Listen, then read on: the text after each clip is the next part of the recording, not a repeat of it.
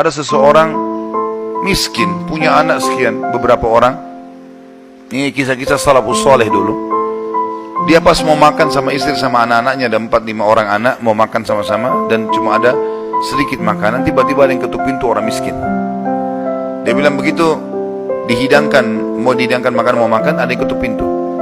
Saya suruh istri saya buka, dibuka pintu, ternyata ada orang miskin yang minta. Mereka miskin, ada orang miskin lagi minta.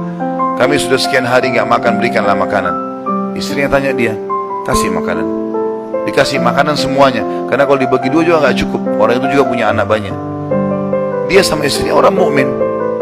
Berjalan waktu beberapa saat setelahnya, kalau kita mungkin berapa jam, kelaparan semuanya. Anak-anak lapar, dia lapar, istrinya lapar. Tengah malam nih. Ya, kalau kita sekarang di awal malam, jam 12 malam gitu.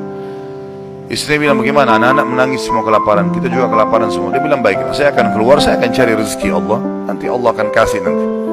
Dia bilang, orang ini cerita, dia bilang, saya keluar dari rumah, saya pergi ke masjid dekat rumah. Kemudian saya sholat malam, sambil berdoa kepada Allah. Dan kalimatnya, saking manjanya sama Allah, mengatakan, ya Allah, sesungguhnya engkau tahu, kalau saya dan istri saya dan anak-anak saya kelaparan malam ini. Jadi bahasanya semua dirincikan, minta kepada Allah pada hal-hal yang kecil pun, minta makanan kepada Allah. Saya malam ini lapar ya Allah, berikanlah makanan, gitu kan. Dikatakan dalam kisah ini, ada seorang amir bisa kita katakan raja atau gubernur wilayah itu, sudah seminggu gelisah mau bertobat kepada Allah. Sudah seminggu gelisah mau bertobat kepada Allah. Maka dia pun gelisah. Amir ini malam itu dia nggak bisa tidur. Dia keluar, dia ambil makanan terbaiknya, harta terbaiknya dari emas berkantong-kantong, dibawa sama dia. Dia bilang, ya Allah, sebagai bentuk taubatku kepadamu, maka aku akan membagikan ini kepada orang yang membutuhkannya malam ini.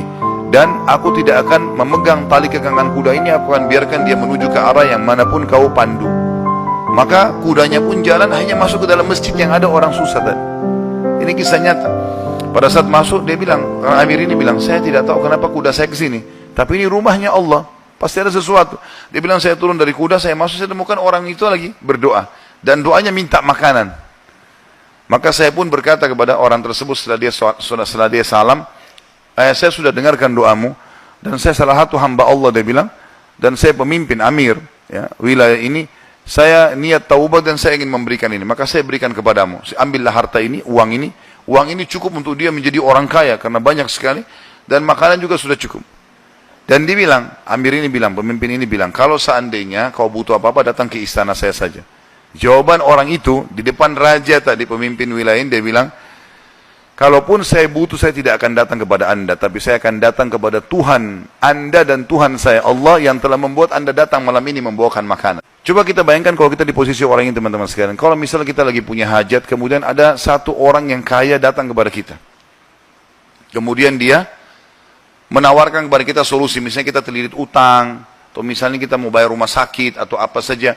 Lalu datang orang mengatakan, baiklah saya akan bayarkan. Mungkin pikiran kita pendek sampai di situ. Kita akan mengatakan, baiklah. Apalagi dia bilang, pokoknya butuh apa saja datang ke saya. Ini nomor telepon saya. Saya yakin kita akan lupakan Allah itu. Kita akan ke orang itu. Ambil pelajaran dari orang soleh ini. Di depan orang itu dia mengatakan, saya tidak akan datang kepada anda, tapi saya akan datang kepada Allah, Tuhan anda dan Tuhan saya yang telah membuat anda datang membawa makanan malam ini. Jadi justru kalau sudah dapat solusi, jangan malah jauh dari Allah ini.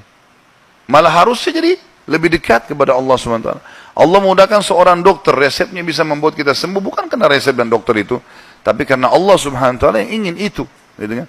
Harusnya kita jadikan sebagai momen untuk lebih dekat lagi kepada Allah.